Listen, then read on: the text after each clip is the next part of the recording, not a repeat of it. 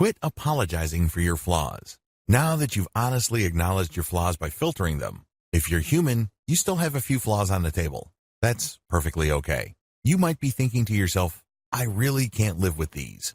These are holding me back. These are dragging me down. Well, not quite. The first thing you need to do is quit apologizing for your flaws. You do this by stopping the blame. That's right. You have to quit blaming yourself. Don't think that you are the only person in the world that has a problem with exaggeration, with big feet, big eyes, premature balding, or whatever flaws you're struggling with. You're not unique in that sense. Quit beating yourself up. Next, quit blaming luck or fortune. People do this all the time.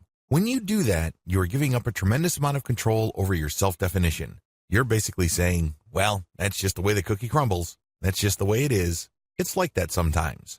No. Stop blaming luck or fortune. There is something you can do about it right here, right now. You do have a lot to say about the matter. It's not a foregone conclusion. Most importantly, you need to quit blaming others. It's easy to blame your parents. As I mentioned earlier, we tend to hurt the most the ones we love the most.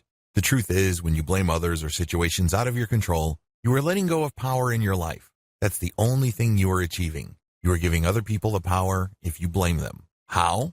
Well, if they caused your problem, then they have the solutions. For example, someone might have called you fat when you were little. Until there's emotional reconciliation with that person, it will be hard for you to feel better about yourself. This person started that chain reaction, and you'll keep blaming that person. Well, here's the problem. That person has moved on with his or her life. You haven't. It's bad enough trying to change yourself.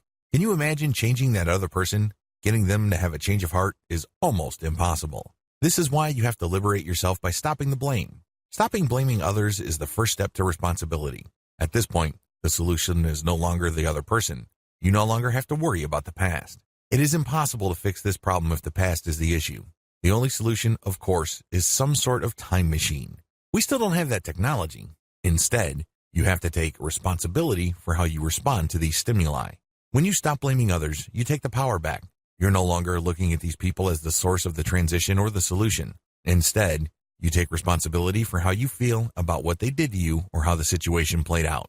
You have to step up to this. You have to accept this responsibility. I know it hurts. After all, it's not your fault, right? But it is your responsibility to change how you respond today. If you choose to respond the same way you did yesterday, nothing's going to change. The power will always be in somebody else's hand or in the past. Those are people and things that you cannot control. You have to step up now. Stop waiting for someone to come around. Stop waiting for something to happen for you to change. You have to take the initiative and responsibility. Again, this is not easy nor is it convenient. However, it is absolutely necessary for you to quit apologizing for your flaws.